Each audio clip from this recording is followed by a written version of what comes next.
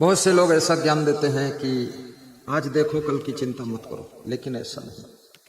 आज भी देखना है और कल की चिंता भी रखना है, परसों की भी फिक्र रखना है और साल 10 साल 20 साल 50 साल आगे सोचकर काम करना है। अग्रसोची बनो, दूरदर्शी बनो, परिणामदर्शी बनो और आप केवल अपने लिए आज का मत सोचिए, आने वाली पीढ़ियों के लिए भी सोचिए। जो आने वाली पीढ़ियां हैं, सड़क को कितना चौड़ा बनाना है ताकि ये सड़क कम से कम 20 साल इसकी चौड़ाई न बढ़ाना पड़े। ऐसे सोचना चाहिए। रेलवे लाइन कितनी पटरियां बिछानी है, कितनी ट्रेनें चलानी है ताकि बार बार चौड़ाई न बढ़ाना पड़े। ये सब दूरदर्शी काम होना चाहिए। और अपने घर में भी दूरदर्शी काम करो। सड़क पर आपका प्लाट है, आप दुकान बना रहे हैं, आप बोलते एक दुकान बना दे, दो बना दे, नहीं, नीचे मंजिल पूरा दुकान ही दुकान बना दो, बीच में गली दे दो, दोनों साइडों से दुकान दे दो, 10-15 दुकान निकाल दो, 1-2 दुकान अपने लिए रखो, बाकी सब किराए दे दो। अगर 15 दुकान निकाल दिया, 3,000 रुपये किराया ले लिया तो 45,000 महीना आएगा। तुम्हारी चिंता खत्म हो गई। उसी में से 100 रुपया रोज दान भी कर सकते हो और आराम से पति पत्नी। दिवसे नयो तत्कुर्यात एन रात्रो सुखम बसित, अष्टमासेन तत्कुर्यात एन वृद्धा सुखम बसित, अष्टमासेन तत्कुर्यात एन वर्षा सुखम बसित, पूर्वे वयस तत्कुर्यात एन वृद्धा सुखम बसित, यावत जीवेन तत्कुर्यात एन प्रीत्य सुखम बसित। नीतिकार कहता है दिन भर में वह काम करो जिससे रात को सुख से सो सको, और 8 महीने में वो काम पूर्ण कर लो जिससे वर्षा के 4 महीने छत के नीचे प्रेम से रह सको, और बचपन में वो काम पूरा कर लो जिससे जवानी में काम करने के योग्य बन सको, और जवानी में वो काम करो जिससे बुढ़ापे में निश्चिंत जीवन जी सको, और जीवन भर वह काम करो जिससे मरते समय हंसते हंसते मर सको। ऐसी जिंदगी जीने की कला सीखो। आलसी मत बनो। अवसर सबको मिलता है, जवानी सबको मिलती है, लेकिन जवानी में कुछ लोग सोए रह जाते हैं और जो जवानी में जाग जाते हैं उनका बुढ़ापा भी सुखद हो जाता है, बुढ़ापा भी सुखद हो जाता है। बचपन में सबको मिलता है, लेकिन बचपन में कुछ लोग पढ़ते हैं, कुछ लड़ते हैं, कुछ सोते हैं, कुछ घूमते हैं, कुछ मोबाइल ही चलाते रह जाते हैं, और कुछ लड़कियां तो फैशन ही करती रह जाती है, बाल इधर लटकाना उधर लटकाना और बीच खोपड़ी में बाल फुलाना, गुलगुब्बा बनाना, ये सब तिकड़म करती रह जाती है। होठों में लाल रंग, गाल में लाल रंग, और नाखून में रंग लाल, और पाँव में भी रंग लाल, और नाक पर लाल रंग, नाक सब लाल, और घर में हुआ है महाकाल, सब बर्बाद हो गया। तो फैशन में भी अपनी बुद्धि को मत लगाइए। फैशन क्या है? कितना ही फैशन करो, कितना बाल संवारो, कितना गाल संवारो, कितना ये सब कपड़े इधर उधर कटपिट्टे पहनो, इधर उधर लटकट्टे कटपिट्टे चटपट्टे, ये सब बकवास है। असली जिंदगी को समझो क्या है। कितने लड़के लोग ऐसे ऐसे फैशन कर रहे हैं, खोपड़ी में डिजाइन बना रहे हैं। दुबई की डिजाइन इंडिया में खोपड़ी में बना रहे हैं, अमेरिका की डिजाइन बना रहे हैं। मूर्खता हद से ज्यादा है। खोपड़ी में दिमाग जीरो है, खाली डिजाइन हीरो है। ये चक्कर में मत पड़ो। आप अपने स्वभाव से सुंदर बन सकते हो, चरित्र से सुंदर बन सकते हो, कर्मों से सुंदर बन सकते हो, आप अपनी वाणी से सुंदर बन सकते हो, व्यवहार से सुंदर बन सकते हो, विचारों से सुंदर बन सकते हो। आपको सुंदर ही दिखना है तो भगवान राम से सीखो, भगवान कृष्ण सीखो, कबीर साहब से सीखो, स्वामी महावीर बुद्ध भगवान से सीखो। अगर सुंदर बनना है तो तुलसीदास से सीखो, मीराबाई से सीखो कैसे सुंदर बना जाता है। सत्संग और भक्ति के पथ पर जो चलता है उससे कोई ज्यादा सुंदर हो ही नहीं सकता है। उसकी पूजा होती है, आरती होती है, वंदना होती है। इसलिए फैशन से भी बचो, क्योंकि फैशन का परिणाम टेंशन है। जो ज्यादा फैशन करता है वो ज्यादा टेंशन में पड़ता है। और फैशन जितना ज्यादा करोगे, आकर्षण पैदा करोगे, तो कोई ना कोई गलत तरफ आकर्षित हो जाओगे, फिर गलतियों में गिर जाओगे, बुराइयों में गिर जाओगे और सड़े टमाटर हो जाओगे। इसलिए सादा जीवन, उच्च विचार रखो। बचपन शिक्षा और संस्कार अर्जित करने के लिए है, जवानी धन और धर्म को बचाने के लिए है, और बुढ़ापा याद रखना मस्ती से जीने के लिए है। बुढ़ापे में वही लोग दुखी होते हैं। आइए बल्लू बैठिए। हमारा बल्लू ढोल वादक देखिए कितना जबरदस्त है, हर रंग उसका डिजाइन अलग है। पति पत्नी दोनों गुरु के बहुत बड़े भक्त है। बल्लू की ढोल मशहूर है। धारू खेड़ी में ऐसी ढोल बजी थी। धारू खेड़ी वाले आए हुए हैं। गौरी जी खड़े हो जाओ, धारू खेड़ी के सब भक्त खड़े हो। कहाँ है? हाँ वो देखो, कितने लोग आए हैं, 4 5 6 7 8 धारू खेड़ी। दारू खेड़ी में ढोल बजी थी इनकी, 5 ढोल फोड़ा था इसने। उनकी तरफ देख रहा कि अब कब ढोल बजवाएगा बोल। मैं भी सोच रहा हूँ कब ढोल बजेगी दारू खेड़ी। सामरियम तो बच गई, अपने गांव का बताओ हाल। बोले हैं अलग मिलेंगे आपको, पता नहीं अलग मिल के मारपीट करेंगे क्या करेंगे, अलग मिल के प्रोग्राम लेंगे। श्वेत कला के मुकेश कुशवाहा जी पधारे हैं, कह रहे थे अलग मिल करके प्रोग्राम हम भी लेंगे। श्वेत कला कुशवाहा खड़े हो जाओ, कहाँ मुकेश, किधर गया मुकेश? ये देखो ऐसा कपड़ा पहनते चमकदार पहना पहना। एक बार प्रोग्राम ये भी करा चुके मुकेश भैया, दोबारा नंबर आने वाला। बैठो लूटना है लूट लो बिंदाम राम विकात है, जिन जिन संबल ना की वर्षपुर पाटन पाए। सदगुरु कबीर साहब कहते हैं ऐसे सुंदर मनुष्य जीवन को प्राप्त करने के बाद भी जिन जिन लोगों ने भक्ति नहीं किया, गुरु नाम नहीं सुना, सत्संग नहीं सुना, साधना नहीं किया, स्वाध्याय भी नहीं किया, 2 मिनट का ध्यान भी नहीं लगाया, ऐसे लोग अवसर को खो रहे हैं। प्रकृति सबको अवसर देती है, लेकिन अवसर को मनुष्य समझ नहीं पाता है और अवसर हाथ से निकल जाता है। जब तक अवसर को देखता है तब तक अवसर जा चुका है। गोल्डन चांस सबको मिलता है। अपनी शक्तियों को एकाग्र कीजिए, चंचल मन को वश में कीजिए। मोबाइल के यूट्यूब चैनल में असंग देव सर्च करके नित्य प्रवचन का लाभ लीजिए। सत्संग सुनने से मन धीरे धीरे समझदार हो जाता है। सत्संग सुनने से धीरे धीरे सहन शक्ति बढ़ती है और गुस्सा कम हो जाती है। आज एक सज्जन मिले थे, कह रहे थे कि आपका सत्संग रोज सुनता हूँ लेकिन पूरा अमल नहीं कर पा रहा। आधा तो आचरण में उतर जाता है और आधा तो ऊपर निकल जाता है। नित खरसान लोह गुण छूटे, नित की गोष्ठ माया मोह टूटे। सदगुरु कबीर साहब कहते हैं जैसे खरसान, जिस पर लोहे को रखने से, छुआने से जब लोहा उस पर रगड़ता है तो उसमें लोहा में धार बन जाती है, उसको खरसान कहते हैं। और किसी किसी प्रदेश में इसको सान कहते हैं। कहते हैं खुरपी, हसिया, तलवार, चाकू के ऊपर सान रखना लो। सान यानी धार रखना लो। तो ऐसा लोहा होता है, उस पर जब रगड़ते हैं, घूमता है मोटर से, उस पर छुआते हैं तो धार तेज हो जाती है। नित खरसान लोह घुन छूटे। अगर नित उस पर थोड़ा रगड़ दो तो फिर लोहे में मूर्छा नहीं लगेगा, जंग नहीं लगेगी, साफ नहीं। लोहे का दुश्मन जंग है, मूर्छा है, वो लोहे को खा जाता है। लकड़ी का दुश्मन दीमक है, लकड़ी को अंदर अंदर खा जाती है। मनुष्य के शरीर का दुश्मन चिंता है, वो धीरे धीरे अंदर से खोखला कर देती है। चिंता ऐसे है जैसे लकड़ी में लगा हुआ दीमक, ये शरीर में दीमक का काम करती है चिंता। जब कोई चिंता अंदर बैठ जाती है, बाहर से देखने में तो शरीर आपका ठीक दिखता है, लेकिन भीतर भीतर चिंता की दीमक तुम्हारे शरीर को बलहीन बना देती है, खोखला कर देती है। अब मरे, अब मरे, अब मरे, कब मरे, जब मरे तब मरे, लेकिन जल्दी मरेंगे हम। चिंता आपको शीघ्र मृत्यु तक पहुंचा देती है। और मृत्यु जब होती है तो मृत्यु होने के बाद ये शरीर चिता पर पहुंच जाता है। चिंता और चिता एक बिंदु का फर्क है। चिंता जीवित को जलाती है और चिता मुर्दे को जलाती है। और चिंता कोई और नहीं है। हर पत्नी चाहती है मेरे पति की उम्र अधिक हो, इसलिए करवा चौथ में पति के लिए व्रत रहती है स्त्री और पूजा करती है कि पति आयुष्मान हो। लेकिन पति आयुष्मान कैसे होगा? हर पुत्र चाहता हमारे माता पिता की लंबी आयु हो, अधिक समय तक रहे, पर कैसे लंबी आयु होगी?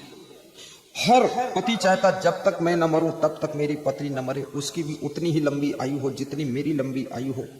मैं मरूं उसके एक दिन बाद भरे मेरी पत्नी मर जाए, पर मैं जब तक न मरूं तब तक वो न मरे, क्योंकि ऐसी पत्नी कहां मिलेगी, वास्तव नहीं मिलेगी। तुम्हारी पत्नी जैसी दुनिया में दूसरी पत्नी ही नहीं है, क्योंकि तुमको प्रेम से खिलाती भी है और गलती करते हो तो डांटती भी है, और थोड़ा घुड़क देती है तो लाइन पर आ जाते हो। ऐसी पत्नी मिली है। साथ नहीं छोड़ना चाहिए, परंतु याद रखना, केवल सोचने से, कहने से, मन में बात रखने से कि पिताजी की उम्र ज्यादा हो, माँ की उम्र ज्यादा हो, पत्नी की उम्र बहुत लंबी हो, पति की उम्र लंबी हो, ऐसे लंबी उम्र नहीं होगी। चाहे जितने करवा चौथ के व्रत रह लो, चाहे छठ का व्रत रह लो, चाहे अट्ठी का व्रत रह लो, चाहे फट्ठी का रह लो, इससे कुछ होने वाला नहीं। होगा तो कहां से होगा, जहां से होगा तहां से होगा। मैं बताता हूं, केवल यहां से होगा, सत्संग से होगा। इससे सबकी उम्र बढ़ सकती है, सत्संग के शब्दों का प्रभाव पड़ना चाहिए। इतना जोर शोर से सत्संग सुनाता हूं, लेकिन तुम्हारी ताली नहीं बजती है कि तुम तादाद से ज्यादा चिंता में अभी भी डूबे हो। भीतर से चिंता में तो डूबे हो, लेकिन कम से कम इज्जत बचाने के लिए ताली तो बजा दिया करो, ताकि गुरु न जान पाए। बजा के दिखाओ, में हम समझ जाएंगे सब चिंता में।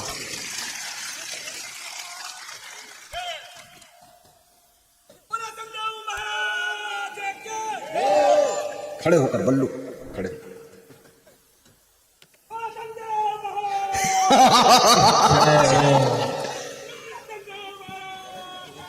जय।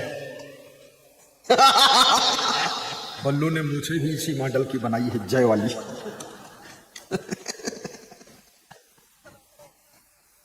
देखो, एक ढोल बजाने वाला व्यक्ति गुरु का कितना प्रिय है। उसके दिल में जो मेरे से प्रेम है वो तो है, लेकिन मेरे दिल में जो उससे प्रेम है वो भी है। कई वर्षों के बाद भेंट हुई है, लेकिन मेरे को नाम भी उसका याद था, शकल भी याद थी। मैं गरीब और अमीर सबको भक्ति के कारण ही पहचानता हूँ। जिसमें भक्ति नहीं उसकी पहचान को भुला देता हूँ, जिसमें गुरु से प्रेम है उसको पहचानता हूँ।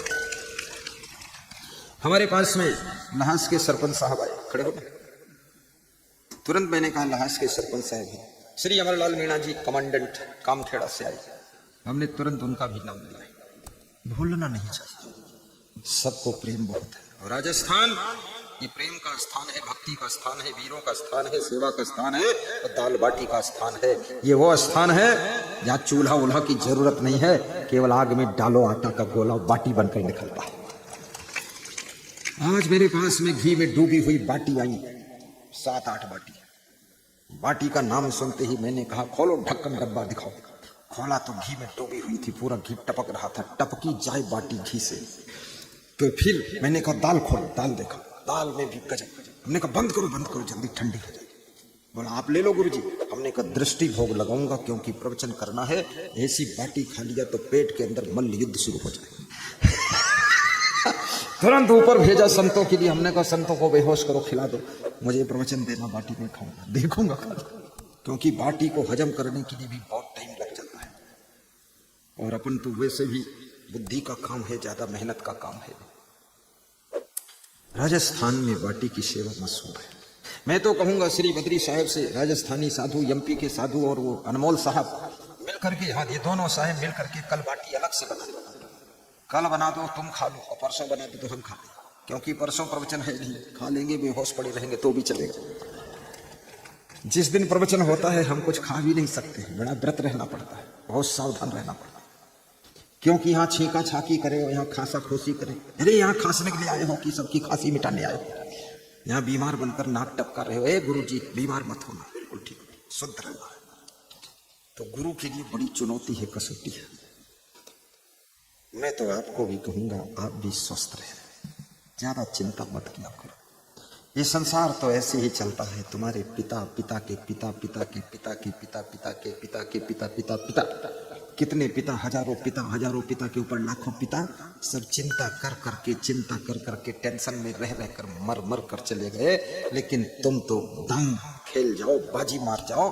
तुम चिंता बिल्कुल मत करना, केवल काम करो, चिंता मत करो। सही डिसीजन लो, सही फैसला लो, सही निर्णय लो, सही टाइम पर कार्य करना शुरू करो। और काम जब तक पूरा न हो जाए पीछे मुड़ के देखना नहीं है। और जब तक सांस है तब तक विकास करना है, बैठना ही नहीं। उन्नति में ही शांति है। प्रगति में ही शांति है, सदगति में ही शांति है, और संपत्ति में भी शांति है। कंगाल से जंजाल अच्छा होता है। गरीबी की टेंशन एक अलग ही होती है, इसलिए गरीब मत बनना, अमीर बनकर रहो। और शाम को गुरु जी का ध्यान करके सो जाओ। और ध्यान बैठ कर मत करना, लेटे लेटे ध्यान करो।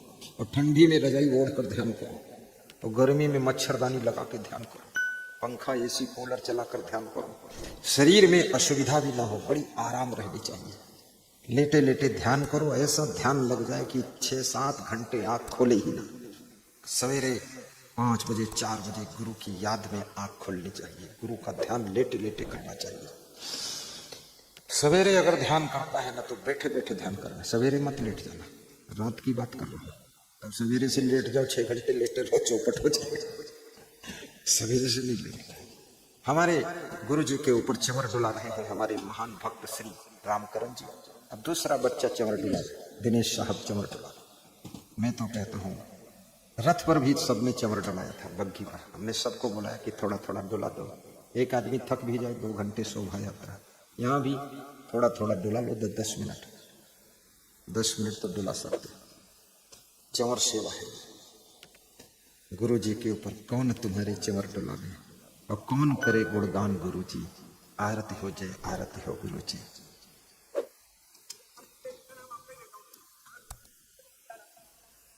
देखो हमारा भक्त बता रहा है, आंख खुलती है तो पहला नाम लेता हूँ, आंख जब बंद होती तब किसका नाम लेता है? मेरा ही। बंद में मम्मी, खुली में मेरी। इसमें ऐसे कितने श्रोता हैं जो गुरु जी का प्रवचन कहीं पर हाथ ऊंचा करके बताओ, कहीं सुन चुके हैं?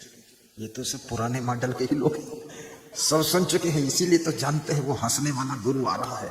जम के हंस लो, बस मजा आ जाए। जय वाह वाह।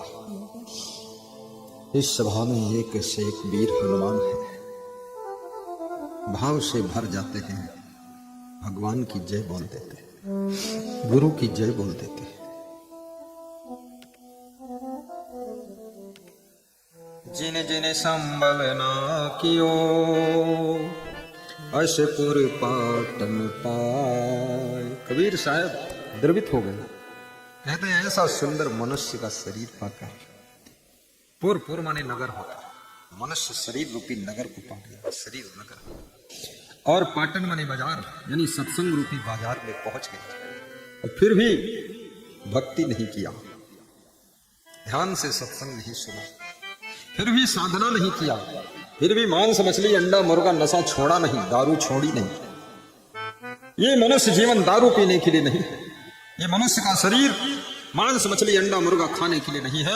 ये शरीर शाकाहारी बनकर जीने के लिए है, सादा जीवन उच्च विचार रखने के लिए है, ये जीवन भक्ति करने के लिए है, ये सत्संग में डुबकी लगाने के लिए है, ये मनुष्य का जीवन परोपकार करने के लिए है, गौ सेवा के लिए है, समाज सेवा के लिए है, देश सेवा के लिए है।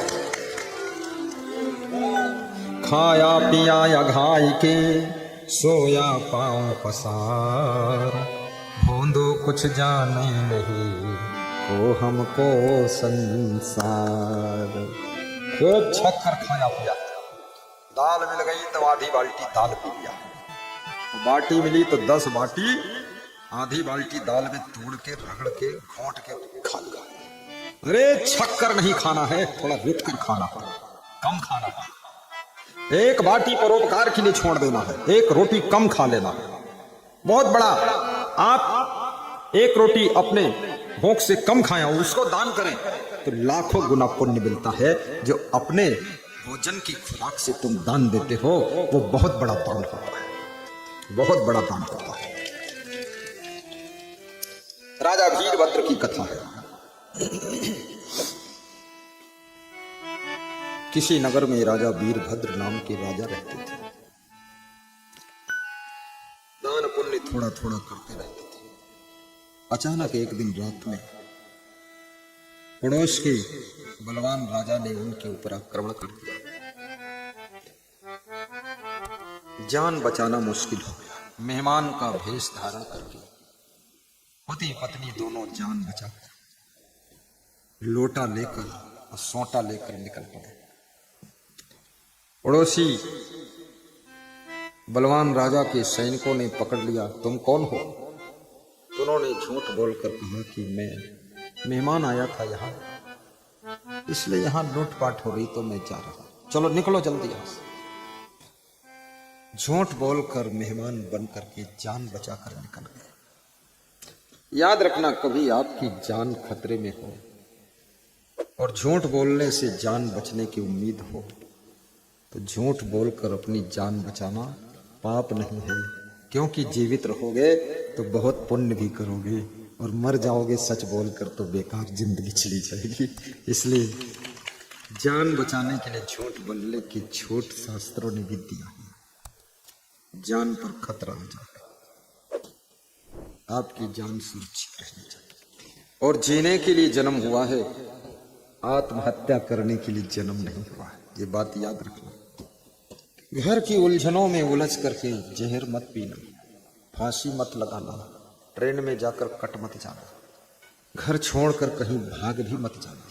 कितने लोग घर छोड़कर भाग गए, कितनी स्त्रियां भी घर छोड़कर भागी है। भाग कर भी कहां जाओगे? पूरे संसार में तो आग लगी हो। आग जो लगी संसार में, झरी झरी गिरे अंगार, और संत न होते जगत में तो जरी मरता संसार। तुम जहां जाओगे वहां भी तो वही हाल। कितने साधु भी गुरु को छोड़कर भाग गए, आश्रम छोड़कर भाग गए, और जहां गए वहां खूब कोटे गए, खूब मारे, क्योंकि आदत नहीं सुधारोगे और भागोगे तो वहां भी गड़बड़ करोगे तो कोटे जाओगे। गुरु तो क्षमा भी कर देगा, और वहां धमी धमा कर देंगे तो वहां कौन क्षमा करेगा? गुरु तो भगवान रूप है, वो तो क्षमा कर देगा, माफ कर देगा। पर जहां तुम दूसरी जगह गलतियां करोगे तो वहां धान की तरह कुटाई होगी, गेहूं की तरह पिसाई होगी, बहुत मारे जाओगे। इसलिए बुराइयों से भागो, अवगुणों से भागो, आदतों से भागो, उलझने अपने आप भाग जाएंगे। तुमको उलझनों से भागने की जरूरत नहीं है। अपने भीतर झांक कर देखो, उलझन क्यों हो रही, उलझन क्यों हो रही है, असमंजस क्यों हो रहा है? तुम्हारे आलस्य के कारण, तुम्हारे दारू पीने की आदत के कारण, तुम्हारी गुस्सा के कारण और तुम्हारे कामचोरी के कारण, तुम्हारी फिजूल खर्चे के कारण ही उलझन पैदा हो रही है। आप अपनी बुराइयों को दूर कर लो, उलझन तो लाखों कोस दूर चली जाएगी। उलझन किसी का पास आती है, उलझन को तुम बुलाते हो तब आती। आदत सुधारो, आदत जरा सुधार लो, बस हो गया भजन। हाँ ओम प्रकाश, डाल दो दक्षिणा आरती की थाल में। ऐसे गरीब लोग बैठे हैं, 1 रुपया आरती थाल में नहीं डाल पा रहे, हद मार दी। अरे निकालो जेब से, क्या ऐसे ऐसे करते? हाँ, आरती की थाल सामने आ जाए, बिना दक्षिणा दिए जाने ही मत। तिलक लगाने वाले संत आ जाए, दक्षिणा जाए। कदम कदम पर दान। मैं तो जब मंदिर में जाता हूं, पुजारी को अलग से दान दिलाता हूं और दान पात्र में अलग से डालता हूं। और ये साधु लोग आते हैं, इनको भी दान देता हूं। इनको आयोजक देगा वो तो देगा ही, मैं भी कुछ दूंगा। तुम बैठे रहना, उठना ही नहीं। जब तक दूं ना तब तक हिलना मत। लेकिन आज दूंगा नहीं, कल दूंगा, इसलिए आज चले जाना नहाना जाकर। दान देना चाहिए, यही तो पुण्य है, यही तो अवसर है। तो क्या गा रहा था मैं अभी? कौन सी थी चौपाई? आदत बुरी सुधार लो। हाँ बहुत बढ़िया, याद रखा तुमने, नहीं भूल जाते। गा दो संत लोग इसको, जरा गाइए। मन की तरंग मारी बहुत अच्छा है। हो गया भजन, मन की तरंग मार लो, बस हो गया भजन। आदत जरा सुधार लो, आदत जरा सुधार लो, बस हो गया भजन। मन की तरंग मार लो, बस हो गया भजन। आए हो तुम कहाँ से और जाओगे कहाँ? आए हो तुम कहाँ से और जाओगे कहाँ? इतना तो दिल विचार लो, इतना तो दिल विचार लो, बस हो गया भजन मन की तरंग मारे, बस हो गया भजन नीति जरा सुधार, बस हो गया भजन। बस बस उलझने अपने आप नहीं आती, आपकी भूल से उलझनों का जन्म होता है। जब आपके अंदर सहनशीलता की कमी होती है तो आपका पूरा सिस्टम डगमगाने लग जाता है। जब आपके अंदर तादाद से ज्यादा कामनाएं समुद्र की लहरों की तरह उफान भरती है तो आपका मन उलझनों का केंद्र बन जाता है। निष्काम होकर के कर्म कीजिए, सास ससुर की सेवा भी निष्काम होकर कीजिए। जब निष्काम होकर के तुम सेवा करते हो, अपने माता पिता की सेवा, गौ सेवा, मंदिर की सेवा, आश्रम की सेवा, गुरु की सेवा, संत की सेवा, बच्चों की सेवा, परिवार की सेवा, कुटुंब की सेवा, ग्राम की सेवा, देश की सेवा, निष्काम होकर के जब करते हो तो मन को बेहद प्रसन्नता की प्राप्ति होती है। निष्काम भाव से किया हुआ कर्म भी आपको 1000 गुना ज्यादा फल देता है। इसलिए याद रखना, सकाम कर्म चिंता और टेंशन देता है, निष्काम कर्म प्रसन्नता और आनंद देता है और फल भी देता है। गौ सेवा भी करो, निष्काम भाव से करो। और कभी कभी ऐसा होगा कि तुम माता पिता की सेवा करोगे लेकिन फल किसी दूसरे के माध्यम से मिलेगा। कभी कभी ऐसा होगा कि नाना नानी की सेवा करोगे लेकिन फल कोई दूसरा दे जाएगा। और कभी कभी ऐसा होगा कि आप ग्राम की सेवा करोगे और फल पूरे जिले से तुम्हारे पास में दौड़ कर आएगा। उन्नति का साधन सेवा है, जिससे ही आत्म शुद्ध होती है। पर लोभी मोही अभिमानी सेवक पद पाना क्या जाने। राजनेता भी कहता है कि हम तो जनता के सेवक हैं। कितनी बड़ी बात कहता है, मैं जनता का सेवक। और 100 नेताओं में से 70% नेता वास्तव में जनता के सेवक ही होते हैं, भाव से सेवा करते हैं।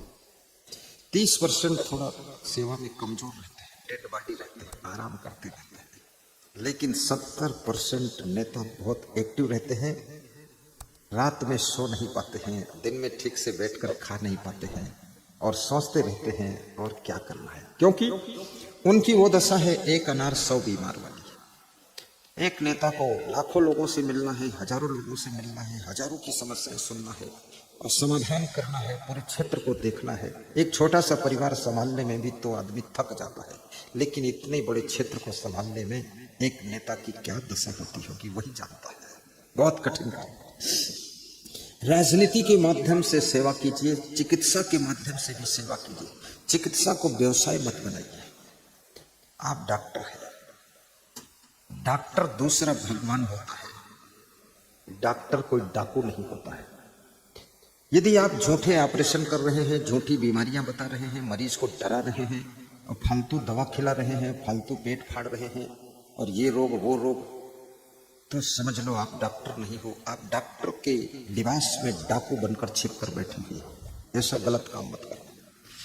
कितने डॉक्टरों ने किडनी निकाल लिया, मरीज जान भी नहीं पाया, बताया ये ऑपरेशन वो ऑपरेशन, किडनी चोरी कर लिया और 20 लाख की बेच दिया किडनी। किसी के जीवन के साथ खिलवाड़ करना राक्षस का कार्य है। डॉक्टर तो दूसरे भगवान के स्थान पर होता है। जिंदगी तो नहीं दे सकता है, लेकिन जिंदगी की शरीर की दर्द और तकलीफ को कम कर सकता है और आपकी पीड़ा को दूर कर सकता है। इसलिए डॉक्टर को भगवान का स्थान दिया गया है। कितना भरोसा होता है मरीज को।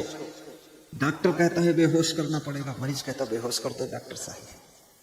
मरीज इसलिए बेहोश होना चाहता है ताकि हमको जिंदगी जीने का और सौभाग्य मिले। और डॉक्टर पहले कागज पर लिखा भी लेता है, बेहोश करने के बाद होश ना आए तो जिम्मेदार तुम, होश आ जाए तो धन्यवाद हमको मिलेगा। वो सब लिखा पढ़ी पहले ही हो जाती है और तुम खुशी खुशी बेहोश हो जाते हो, डॉक्टर थिएटर में ले जाता है, ऑपरेशन थिएटर में ले जाता है, तुम्हें कितना भरोसा है, परिवार वालों को भरोसा है, विश्वास है कि अरे मेरे पिताजी का ऑपरेशन ठीक करेंगे डॉक्टर साहब। घर के लोग, कुटुंबी लोग, पत्नी पति सब बाहर बैठे हुए हैं, बच्चे बाहर बैठे हुए हैं, अंदर केवल डॉक्टर है और तुम्हारा मरीज है। अब डॉक्टर कितना पेट फाड़ता कि पीठ फाड़ता कि टांग फाड़ता कि क्या करता है, तुम भरोसे पर अपने प्रिय जन को, अपने कुटुंबी जन को डॉक्टर के हाथों में ऑपरेशन थिएटर में सौंप देते हो, खोपड़ी का ऑपरेशन कर रहे हो। डॉक्टरों में भी 90% डॉक्टर सच्चे होते हैं, भगवान का रूप होते हैं, वो ये लफंगई वाला काम नहीं करते हैं।